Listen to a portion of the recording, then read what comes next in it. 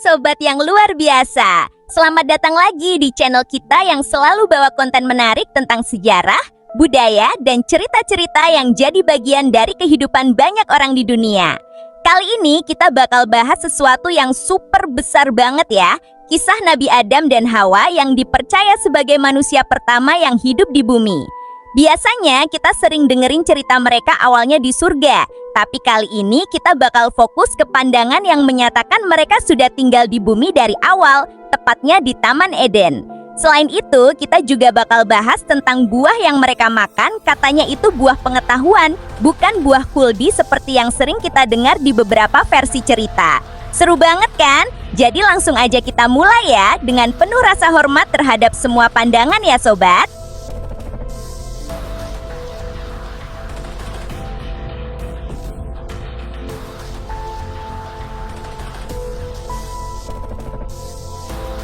Oke sobat, pertama-tama kita bahas tentang pemahaman bahwa Adam dan Hawa sudah tinggal di bumi dari awal, bukan di surga.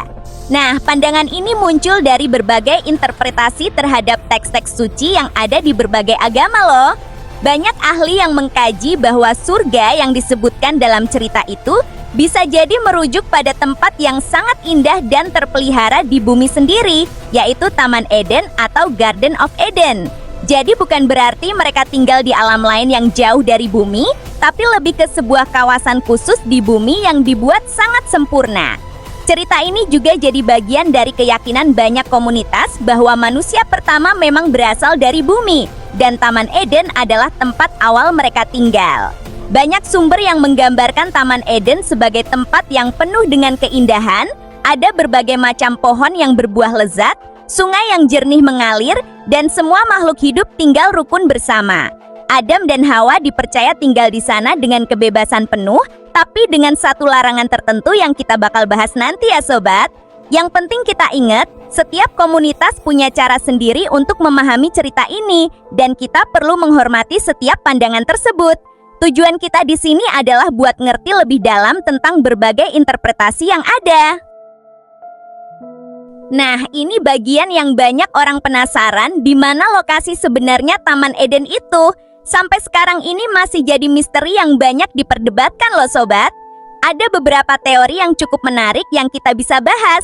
Pertama, teori yang banyak dikenal dari beberapa teks suci katanya Taman Eden terletak di tempat di mana 4 sungai besar bertemu atau berasal dari sana. Sungai-sungai itu disebutkan dengan nama tertentu seperti Pison, Gihon, Tigris, dan Eufrat.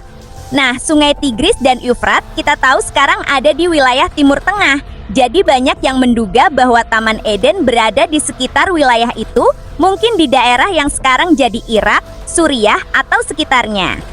Kedua, ada teori yang mengatakan bahwa lokasi Taman Eden mungkin sudah tidak ada lagi karena perubahan alam yang besar, kayak banjir besar atau bergeseran lempeng bumi yang terjadi ribuan tahun yang lalu. Jadi mungkin dulu tempat itu benar-benar ada, tapi sekarang sudah tertutup air atau berubah bentuk total.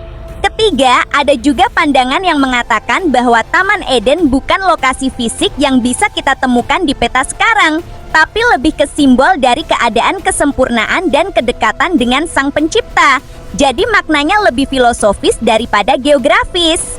Banyak ahli arkeolog dan sejarawan yang terus melakukan penelitian untuk mencari jejak tempat yang mungkin jadi inspirasi cerita Taman Eden. Meskipun belum ada bukti yang pasti, proses pencarian ini juga ngasih kita banyak wawasan tentang sejarah dan geografi wilayah kuno di dunia. Oke sobat, sekarang kita masuk ke bagian yang sering jadi pembahasan hangat. Buah apa yang sebenarnya dimakan Adam dan Hawa? Banyak orang sering menyebutnya sebagai buah kuldi, tapi ada banyak interpretasi yang mengatakan bahwa itu adalah buah pengetahuan, tepatnya buah dari pohon pengetahuan tentang yang baik dan yang jahat. Jadi apa bedanya ya?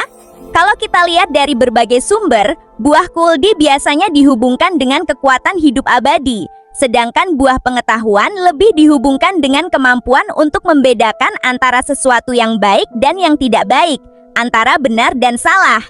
Ceritanya, Adam dan Hawa diperintahkan untuk tidak makan buah dari pohon pengetahuan itu. Tapi kemudian ada makhluk yang disebut ular atau syaitan yang membujuk Hawa untuk memakannya. dan kemudian Hawa juga memberikan buah itu kepada Adam.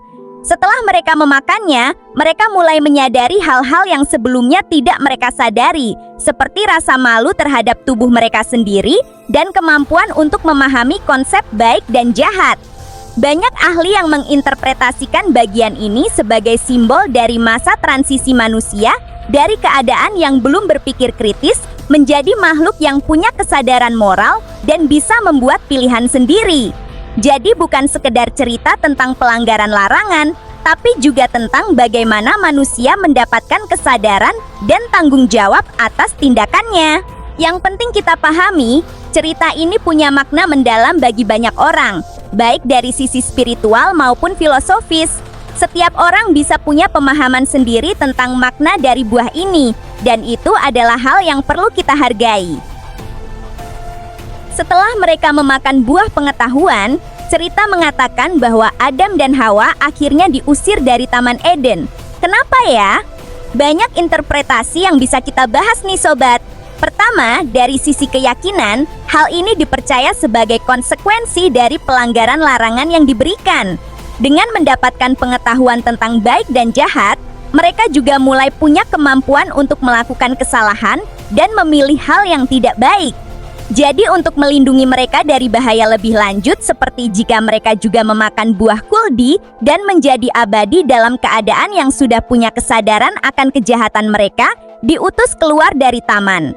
Kedua, dari sisi simbolis, keluar dari Taman Eden bisa diartikan sebagai awal dari perjalanan manusia untuk hidup di dunia yang tidak sempurna, belajar dari pengalaman, dan mengembangkan diri menjadi makhluk yang lebih baik. Jadi bukan sekedar hukuman, tapi juga sebagai kesempatan untuk tumbuh dan belajar.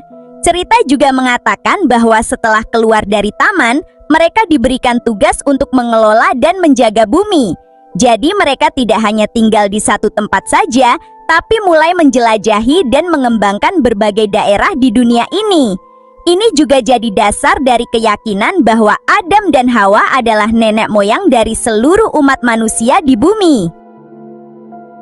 Nah, setelah keluar dari Taman Eden, cerita mengatakan bahwa Adam dan Hawa mulai mengelilingi seluruh dunia dan mendirikan tempat tinggal baru. Banyak cerita rakyat dan sumber sejarah yang menyebutkan berbagai lokasi yang dipercaya sebagai tempat mereka tinggal setelah keluar dari taman. Misalnya aja, ada yang mengatakan bahwa mereka pertama-tama tinggal di daerah dekat dengan pegunungan, kemudian mulai berpindah ke berbagai wilayah dari Timur Tengah, ke Afrika, Asia, dan akhirnya menyebar ke seluruh dunia.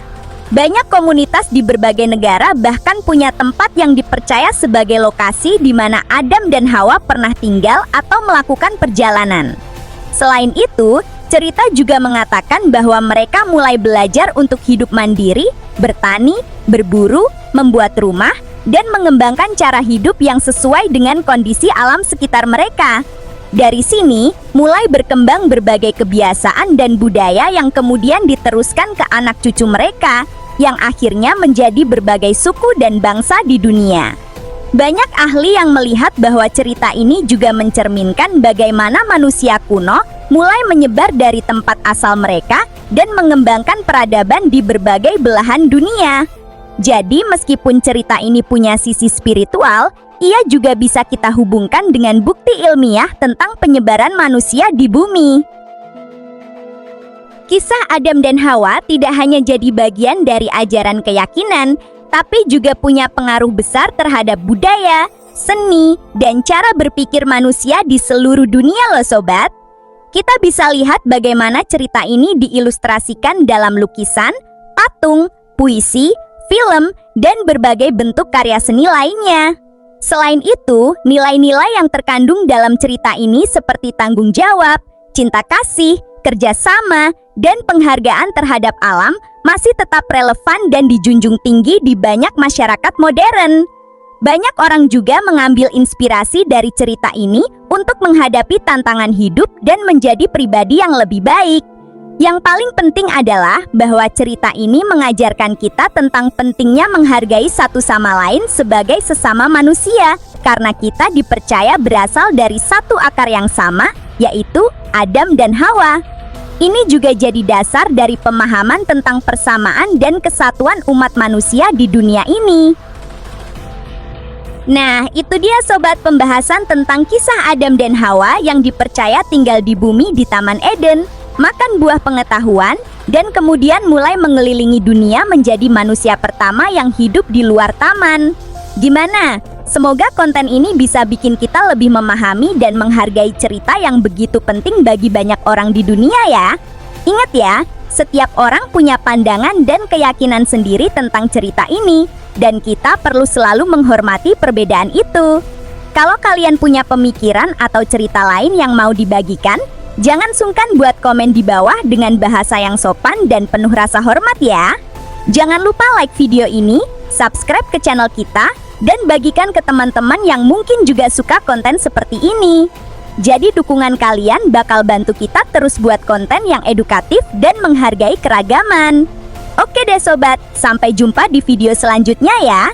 Tetap semangat belajar dan selalu jaga rasa hormat terhadap satu sama lain. Sampai jumpa!